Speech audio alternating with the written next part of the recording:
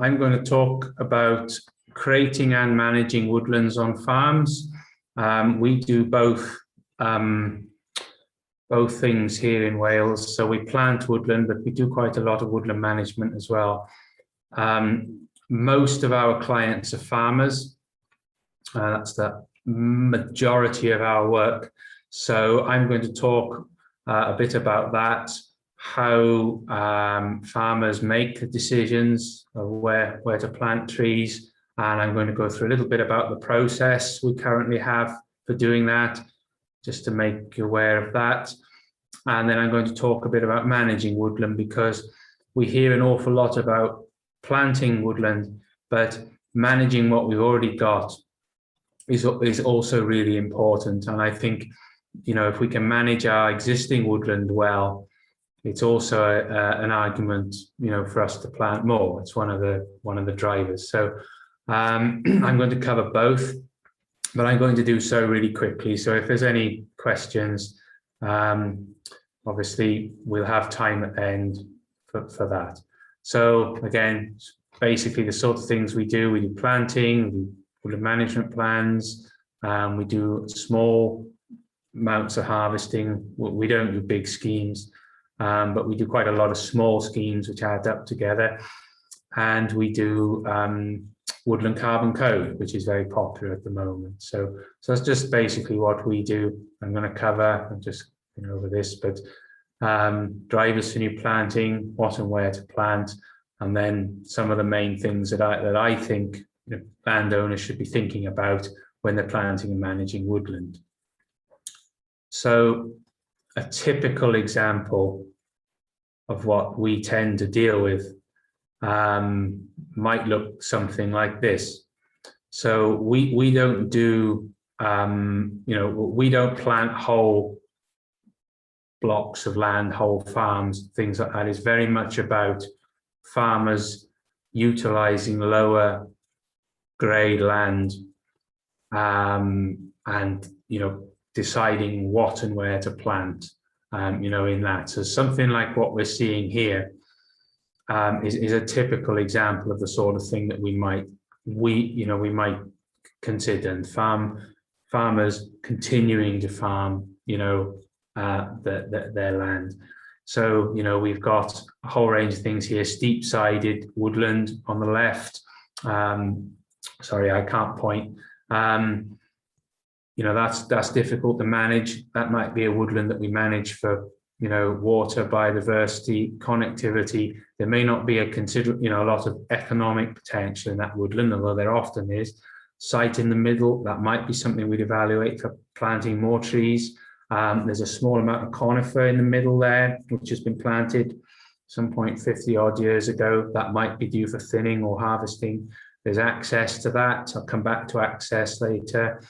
There's trees all around there that are providing shelter, shade for animals, biosecurity, keeping stock apart, all sorts of things. On the right, there's possible site for new planting, another one, which is a steep slope. We do a lot of steep ground, can't get tractors on. We'll come back to some of the challenges about that. So a very quick overview, that's the kind of thing that we tend to deal with. So these sorts of woodlands in the landscape provide a whole range of what are termed now public and private goods. Private goods being more directly economic related, but public goods providing wider things like carbon, absorption of water, surface water, biodiversity, connectivity, local employment. And we tend to do mostly hardwoods, but we do some softwood planting and management as well. But nearly always a mix. We tend not to do large monoculture schemes. That's just what we do. So I'm just going to go over some of the basics for economic management. I'm going to talk about how these schemes become, are managed in a way that's economic, but I mean economic in the wider sense, in the sense of things that are useful to people that are farming or people in the local economy, this sort of thing. So some of the key factors, I'll come back to this with examples, but it's basically, choosing the right species for the site. That's really important. There's soil aspect, particularly climate, wind, particularly are issues. Thinking about when you're planting trees, what market you're growing for, what sort of things you're planting for, and just being clear about what they are. If it's carbon, biodiversity, you may never intend to harvest the timber, but it's being clear and just understand what the options are and what's possible on the land that you've got. And that's where being involved in harvesting, thinning, woodland management and planting is really useful, because we see the results of decisions that were made sometimes 50, 60, sometimes 100 years ago. And, we're still dealing with some of those, sometimes poor decisions, but quite often, things that are real assets. So, if your trees are already there, of course, you might not have the option to start again, but you normally got some options. And I'll come back to this. It's really about access. When you're thinking about economic management, access to the timber, access to the woodlands, tracks, roads, access for lorries in the future to come and get the timber out. That's really important too. And then in terms of thinking about the factors for woodland and planting woodland, think about what the economic means to you. It's not necessarily about growing the fastest timber crop. There's a whole range of economics. So in terms of economics, this is a upland livestock farm, and we've got shelter here. You can see trees that have been planted and managed in a very deliberate way for two reasons: provide shelter for the livestock, but also when they're collecting the stock from the hill, you can see in that example there that the trees have been planted in a funnel shape down to a hard standing yard there behind the gate. So it really helps the farmer here to collect the stock, get them all down to where they can, feed them whatever they need to do with the stock on the hard standing there. But also the stock can go down there when it's, inclement weather. So in the context of a livestock farm, that's an economic planting scheme, because you're improving the efficiency of the livestock farming. So it's not all about necessarily, big plantations. And in terms of shelter, the example on the right here is a shelter belt, again on an upland livestock farm. You can see the shade that it's casting into the field. For one thing, that's useful for livestock management in the summer, but also it's creating, it's slowing down the wind, and it's creating microclimate for grass growth and animals and lambing outside in the spring. This time of year, these things can be really important for farmers. And one of the we did a lot of research on this a few years ago, and we typically, that the yield increases, if you look at the global data, and we did a lot of data here, or Bangor University did a lot of work here on shelter belts, and you gain, if they're correctly sited, you gain about 4 or 5 times the value of the land that you use to create the shelter belt. So they're 5 times more productive, even on the best quality land. If you're providing shelter, you can get 4 to 5 times on average the yield, if that makes sense. So I'm not going to go through these slides in a lot of detail. We haven't got a great deal of time to do this, but as we look to the future, one of the things, climate change, Welsh Government have done quite a bit of work on this, and there are models, predictive models for land grade. So you're talking 3A, 3B. We tend to look at 3B as the land layer. But what's interesting is how this may change over the next 40, 50 years, because the soil grade is really a function of soil and climate. So the agricultural productivity is soil and climate. And obviously with climate change, that may have negative impact, it may have a positive impact in certain cases. If we have warmer, wetter conditions, that may, be better or worse for certain things. So we have to think about these things. And, Welsh Government have created a future predictive agricultural land classification map. And there's a link, if we're going to send anything out, there's a link to that here. But it's just a point, we think about these things now, because the conditions in 40, 50 years time might be very different. I'll very quickly go through the process of, decided that we'd like to plant trees. We can, and we're very, very busy at the moment as an organisation. The interest from farmers to plant trees is huge at the moment.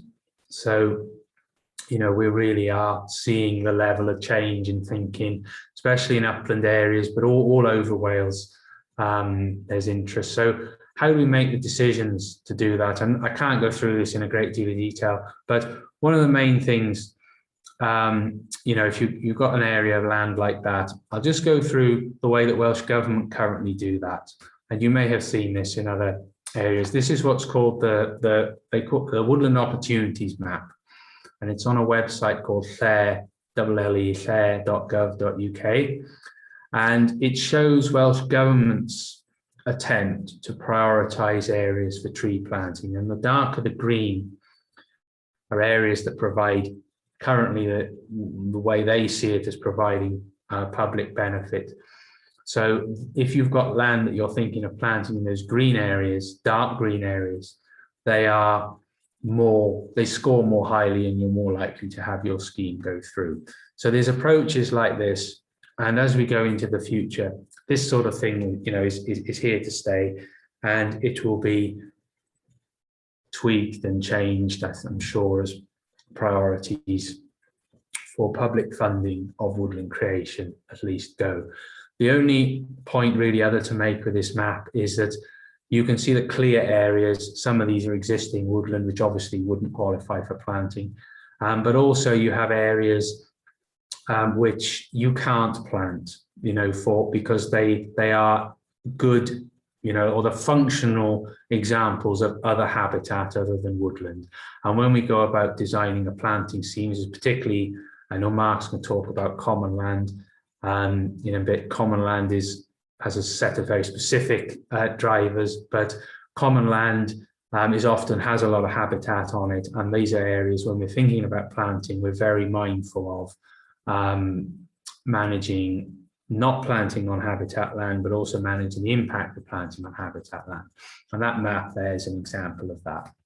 So I'm not going to go a lot of detail on this. This is the current scheme for Glass Tier. We don't actually know if there's going to be another round. There probably will be next year, but I think it'll depend on how the current rounds of planting go. So I won't go through this in any detail, but just to say that there are quite generous planting grants currently available now, and almost certainly will continue in some form in whatever payment system comes after the current cap and RDP. So at the moment, landowners, if you're planting carbon, you can get up to £4,500 per hectare capital grant.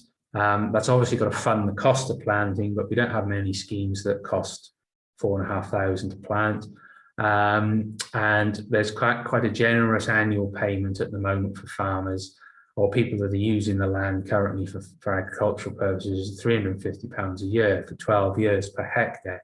So that actually adds up to quite a generous amount. Now, whether that maintains in the future or not, I don't really know, but that's the sort of thing that we're seeing that's driving it at the moment. But carbon, I'll come back to it in a minute, is also really important.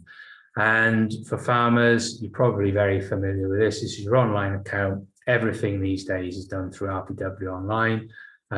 You apply for the schemes through this currently. So a couple of scenarios of planting, and then we'll move on to looking at management of existing woodland and some of the issues to think about when planting woodland. But bracken land, where there's a lot of interest in bracken land, can be quite high in important for other habitats, butterflies particularly. So we do quite a lot of butterfly surveys, things like that. But it's very, we get a lot of bracken land coming forward, and most of it is actually plantable, often on slopes where you can obviously not drive machinery. It's usually why the bracken is there. We've got various methods of dealing with it. Machine in the top left corner, which is a robo flail. They're okay. They won't go everywhere, but they're okay. It's an alternative to spraying, a bit more flexible. But you really got, to deal with the bracken competition with the trees. Particularly, it grows. Obviously, that can be very vigorous in the summer, and then in the autumn it dies. And it falls over and smothers the trees, takes the trees with it. So sometimes we don't do much helicopter spraying. Actually, it can be sprayed. Quite often we plant larger trees at lower density in some cases as well. So bracken is a particular challenge, but it's something we're going to have to deal with, because that's really a lot of the schemes that are coming forward at the moment. This is another thing that's fairly new in Wales, is hinge mounding. Used to have quite big impact on planting, certainly upland sites where you were ploughing, double mobile ploughing, which is quite a significant ground disturbance. Now, carbon is a big issue, well, not a big issue, it's a big opportunity at the moment. Maximising carbon, so you really want the minimum disturbance possible, or that's certainly our approach. And unfortunately, I only took a picture here, the front of the machine, but we're into continuous mounding now, and this is something that you can do on slightly better land than bracken, but you're just inverting the mound, which creates a very good base for the trees to grow on. This is quite good ground here. In this picture, in this particular scheme, it's one corner of a much bigger field. So this is the way that a lot of schemes are planted now, and you plant the trees again by hand, but in the mounds, and then you're getting a much better initial growth for the trees. And there's a machine on the back of the track there, track machine, that creates those mounds, which we just bought one from Scotland. So I mentioned woodland carbon. I can't deal with this in immense detail, so I haven't got time, but just to make you aware, the big driver now in woodland creation, the price of carbon units is effectively what the carbon code in the UK is doing, is when you're planting trees, the amount of carbon that your scheme is likely to sequester. It's all modelled up front based on how you've done the ground preparation, that example on the previous slides, the species, the site where it is, how fast the trees are going to grow. Basically, you can model how much carbon your project is going to sequester over its lifetime. And the gist of the carbon code is you can basically turn that into a tradable unit. It's a woodland carbon unit. It's held on a registry, just like stocks and shares, is very similar. And you pay a fee to have your scheme verified in the very same way that you would certify your timber, for example, as FSC certified, that kind of thing. So you create these carbon units, and after about 5 years, you are able to sell these units if you want to, or hold on to them, or trade them. It's another source of income, and there's a significant amount of interest in these units at the moment. I haven't got time to go into all the details, but it's becoming a driver for planting, and certainly it's the sorts of schemes where they deliver sort of multiple benefits, where you've got a lot of broadleaf in there, absorbing more carbon, storing it in the soil. This is very popular at the moment. And then just to highlight, when you're planting trees, and we'll move on for 10 minutes to woodland management, it's just maintenance is really important, keeping the weeds competition down, replacing any trees, just straightening things up when the wind blows them over, all maintenance and care will really lead to your scheme being, the most successful. And with the carbon now, you're being paid on how fast the trees grow. There's a real incentive to keep on top of the maintenance. So again, I've gone over this once, but I'll go over it again, and I'll probably mention it again. The two main factors, if you're looking at economic factors, success of your schemes, is having the right trees in the right place. And if you're interested in timber extraction of any kind, the access to the woodland is the most important thing. And farmers, they know where they can get lorries to. They're very good at knowing where they can get machines to and how they would deal with issues like this. But it's really important, if that's your objective, to really think about how you're going to manage and extract the timber in the future. We have lots and lots of sites which this was not really considered when they were planted, and this is very common. And when you're harvesting, I'm not going to go through these things at the bottom, but just to give you an idea of how the costs of extraction add up. You could spend £15 a ton on harvesting and extraction, but if you've got difficult sites, you can start adding £10 to that, another £5 to that, and up and up and up it goes. And that's the result of planting a tree, a woodland in a place where you can't manage it, and we see it all the time. So if it's not going to be possible to manage it, maybe you plant something else, plant for wildlife, plant for landscape, plant for biodiversity, something like that. And another example, I like this photograph. This is forestry from the 50s, 7 people there, and an old Fordson tractor. Now, the difference now is the machines are like this, and you've got one person usually sometimes one person operating both. Sometimes you only have one person on site, and they're hugely more productive. But obviously, look at the size of the machines. They're not always this big, but the one on the left, that's a serious thing to get down the road. So this is the scale of what we're dealing with at the moment for more economic sites. So you really need to think about that. We're very interested in this sort of scale. And this is particularly of interest to farmers. This is a typical farm tractor. You can do a lot with a winch. Especially if you're trained and you know what you're doing. This is very effective and it's economic too. And this is very interesting, for farmers to know what their options are. Another example here, processing fencing stakes. This might be something that's quite useful to many farmers. And that machine on the left, I've actually got one of these myself. You can get them for £3,000 or £4,000, and you can convert your own thinnings into something that's very useful to you. And that's an economic use of woodland in a farm context. So just a couple of slides now to finish off on just making you aware of regulations and the things that you might encounter when you think about managing woodland. You need a felling license. If you're felling more than 5 cubic meters every calendar quarter, or it's 2.5 or 2 actually, sorry, if you're selling the timber.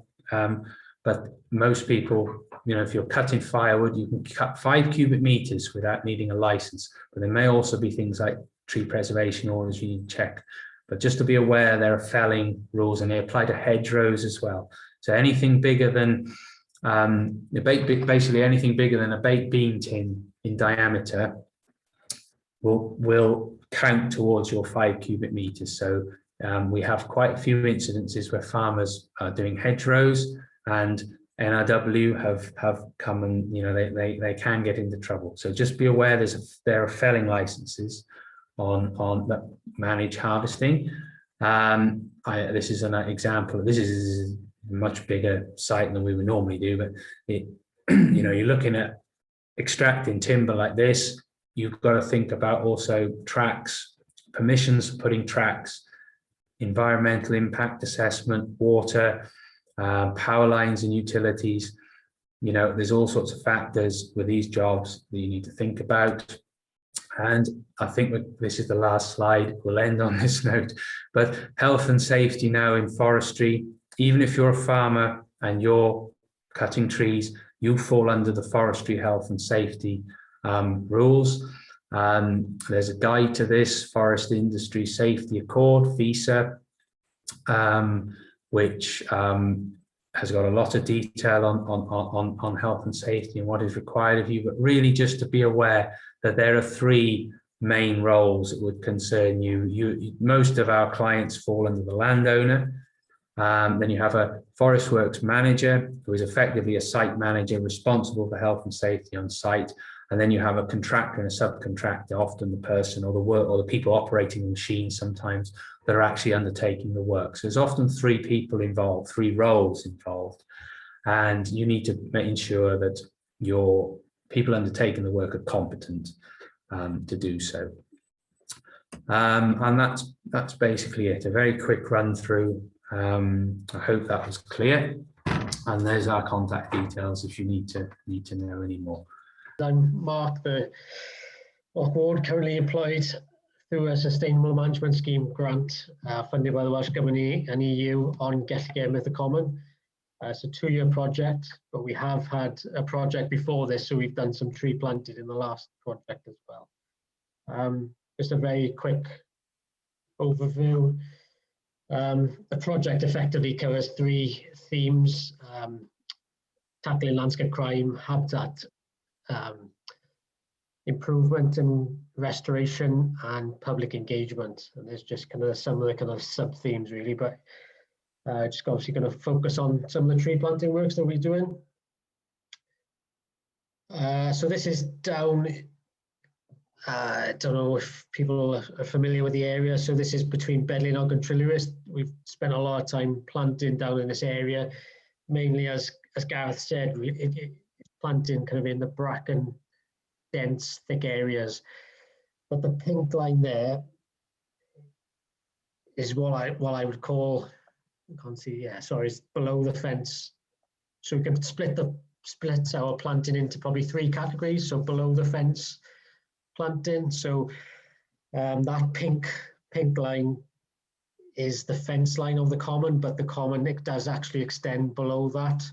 Yeah, I probably can't see my cursor, but there's a road further down, and below the pink line there's also a railway line which goes up to a nearby open cast site. So effectively the common in this area has been bisected. So there's kind of elements which are no longer connected to the common, to the main grazed area of the common. Again, in this image you can see some natural regeneration, but due to the kind of close proximity of nearby villages, there is a high fire cycle, lots of deliberate fires. And yeah, once you kind of get down onto the ground level, although it looks like there's lots of tree cover, there's very little actually on the ground. So we're just doing targeted small scale clusters, pockets of planting, predominantly for wildlife, for biodiversity, for habitat connectivity, trying to create this kind of green habitat corridor, essentially running kind of north to south through the Taff Bargoed Valley. Most of our planting, this is work, so that's kind of one example, just kind of linking up existing trees, and you can just make out in the top of this image, this is the fence line, and this kind of forms just kind of one tool within like a toolbox of measures that we trying to implement across the common. So above this planting site on the kind of graze common, we're doing bracken cutting to improve and increase grazing to help the graziers continue to turn stock out on this part of the common, creating fire breaks. Yeah, some more planting, really kind of planting dense to try and get that canopy established as quick as possible. This is all kind of native British hardwood, locally sourced as possible. Mainly done by volunteers and myself. But without the volunteers, we wouldn't do half as much as we do. as kind of Gareth kind of alluded to, yeah, bracken, these really kind of thick bracken dense areas are the ideal sites in this case for planting. But yeah, management wise, yeah, very difficult to manage. It takes that kind of twice. Well, the method which I've adopted is to return to each of these planting sites twice through the growing season and cut between them. The commoners are again spraying, so it's all kind of mechanical. So twice through the growing season, either using a strimmer or I find a scythe, because it's such kind of, well, they're reasonably small sites. You can just as quick use a scythe than there is to a strimmer, and it's quite a nice. It's a nicer tool to use for that kind of long period of time. Just going in between them, cutting off that bracken, kind of late June, early July, and then again kind of late July, mid-August, and that is, I'm definitely seeing an impact on weakening the bracken as well. So if you go to kind of above the fence line, so this is a new planting site that we've done in this new project. So the first time I suppose we planted on the kind of main area of the common. Again, looking at that kind of right tree in the right place, kind of analogy. So stream side plant in this case. Again, in this part of the common, there's very little shade, very little shelter. So we are seeing longer periods of hot weather in the last few years. Just out of view, there's an abandoned car which has been kind of pushed over the top of the mountain, and you see the sheep cutched in there for shade and shelter, particularly during those dry periods. So hoping this will, planting for multiple benefits really, are very much kind of aligned to like the Welsh Government policy of sustainable management of natural resources. So there's multiple benefits for everything we're doing. So, shade, shelter for livestock, increased biodiversity, reducing the fire load. So that's the amount of bracken in the landscape. So essentially less vegetation to burn, creating hopefully this kind of living fire break, hopefully slow the flow to a degree as well, and connecting existing kind of trees above and below the image.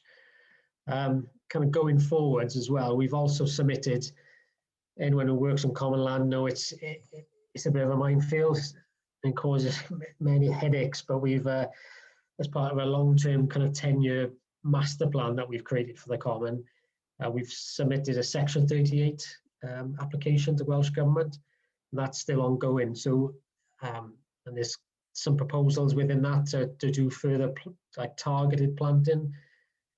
So in this case, there's an existing, obviously, woodland, oak woodland, below fence line for the common is just out of view. There's an NRW woodland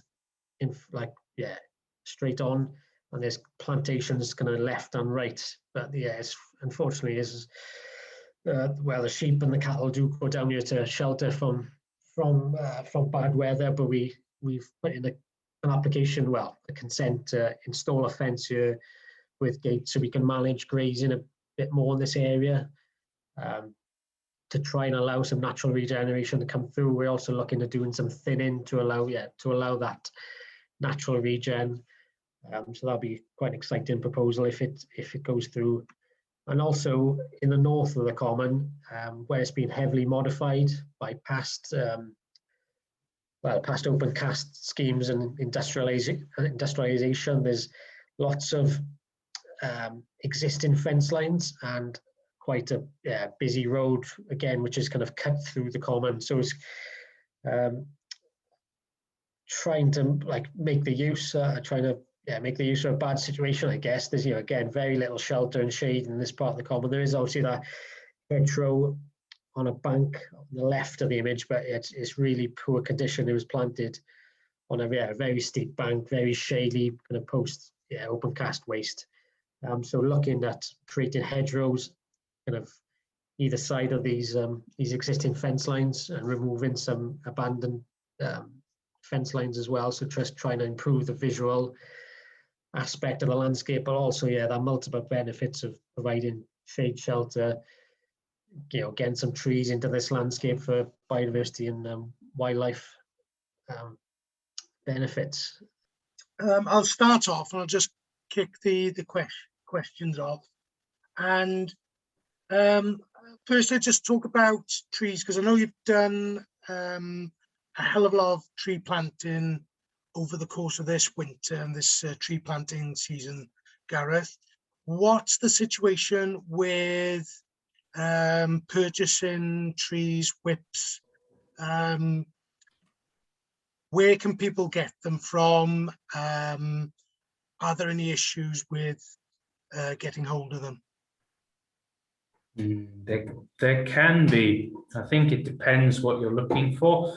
I think 2020 was for a number of reasons, a difficult year. It was an understatement, really, but it also was for tree growing. It was a terribly growing year. So this last winter has been challenging to get trees. We're all right.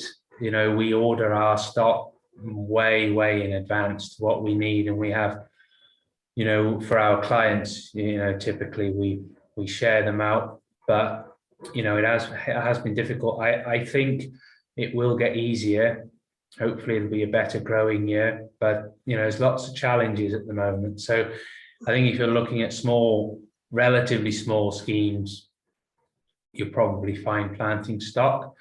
What we're really interested in is more local production, but even at the moment we're seeing big levels of increase. But I used to be a nurseryman, used to grow trees, but I think we're still not really confident that there's what the long-term picture is for tree planting to really invest at the moment in nurseries. But it's something we're very close to ourselves, looking at that or doing it. So hopefully it'll improve. Yeah.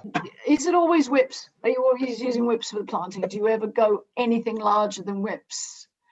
Because there must be a certain level of wastage. I always expect some losses, but it's not huge. We get occasionally schemes where they don't do very well. We have to go and replant, but it's very rare. We usually get a high 90-something% take usually. Right. So you never go for any larger stock for Oh, we do. Yeah, we do. Right.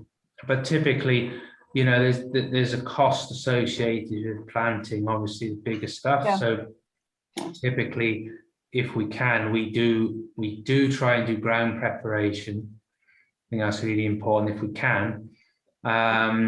And we tend to grow. We don't go for the cheapest trees either. We're quite specific, about what we plant, what we do. So we try and do a bit of a balance. But yeah, we do plant bigger trees when we need to. Yeah. Because I'm sure from Mark's point of view, the whips are better for volunteers, aren't they? Because it's eminently doable. Yeah, definitely. But yeah, some of that like streamside planting would probably benefit for a taller tree, I guess, to get it established quicker. It's just on only guess to Gareth really regarding kind of the farmers wanting to coming forward and he's very busy and with planting schemes and stuff. Do you think that is mainly coming down to the future benefits, long-term kind of investment, I suppose, of carpet credit scheme and planting woodlands for future investment, maybe for family reasons, or maybe it's companies coming to them? And I don't know if you're finding it's companies interested in purchasing future vouchers, or do you think it was just already kind of based on climate change issues from before the credit scheme really took off? I think it's a whole range of reasons that's driving farmers to plant trees at the moment. I can only speak about farmers. We don't really deal with many, investment forestry. We do nothing like we do nothing with that. So it's just from the farmer's point of view, I think it's about, you know, quite a lot of them. We tend to get the more productive farmers actually at the moment. You know, it's the farmers that are the, you know, they're really thinking about their businesses in the longer term. So, and I think it's for a whole range of reasons. Some are interested in timber production, you know, it's purely economics. That's quite unusual, actually. I think most farmers, they really like the idea, you know, of that. They like the idea of carbon.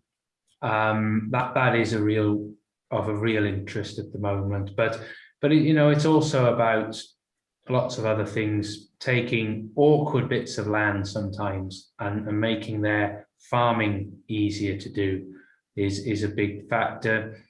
You know, there's a whole range of reasons, but the carbon is a big driver. I've got, you know, lots and lots of clients that, you know, really want their farms to be able to, you know, demonstrate that they're having an impact, positive impact on, you know, climate. They really get the message.